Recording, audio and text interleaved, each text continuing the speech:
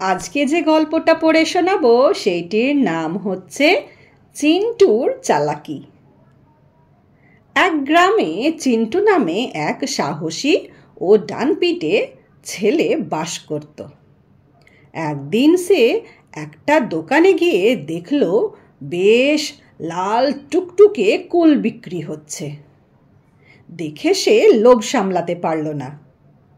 দোকানির কাছে সে আধা কিলো কুল চাইল। দোকানি তাকে ওজন করে কুল দেবার সময় ভাবল,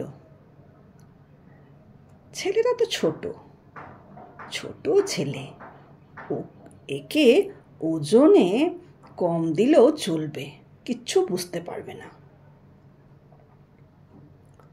চিন্টু কিন্তু খুব বুদ্ধিমান ও চালাক ছেলে। সে কুল হাতে নিয়ে দোকানদারকে বলল,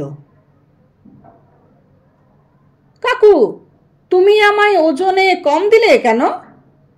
এটা তো ওজন কম কম মনে হচ্ছে আমার, এটা তো 500 না। দোকানদার চালাকি করে তখন বলল, বাবু সোনা, তুমি তো ছোট ছেলে, তাই একটু কম দিলে তোমার পক্ষে বয়ে নিয়ে যেতে সুবিধে হবে।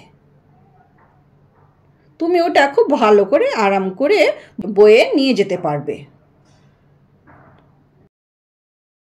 চিন্টু কুলের দাম জিজ্ঞাসা করে দোকানদারকে পয়সা দিয়ে চলে যাচ্ছিল। দোকানি পয়সা গুনে দেখলো কম পয়সা আছে। চিন্টুকে ডেকে সে বলল, ও বাবা, ওই যে ছেলে, তুমি আমায় কম পয়সা দিয়েছো কেন? চিন্টু হেসে জবাব দিল, কাকু, আমি ভাবলাম পয়সা কম দিলে তোমার গুনতে সুবিধা হবে, তাই কম দিলাম।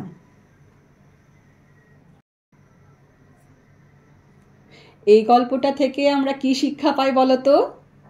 এই গল্পটা থেকে আমরা এটাই শিক্ষা পাই যে চোরের ওপর বাটপাড়ি মানে কি, মানে যে যেরকম তার সঙ্গে সেই রকমই ব্যবহার করতে হয়। ওই দোকানি চিন্টুকে কম করে কুল দিচ্ছিল। এবার চিন্টু তো সেটা বুঝে ফেলেছে যে ও আমার সঙ্গে চালাকি করছে। তখন সে কি করলো?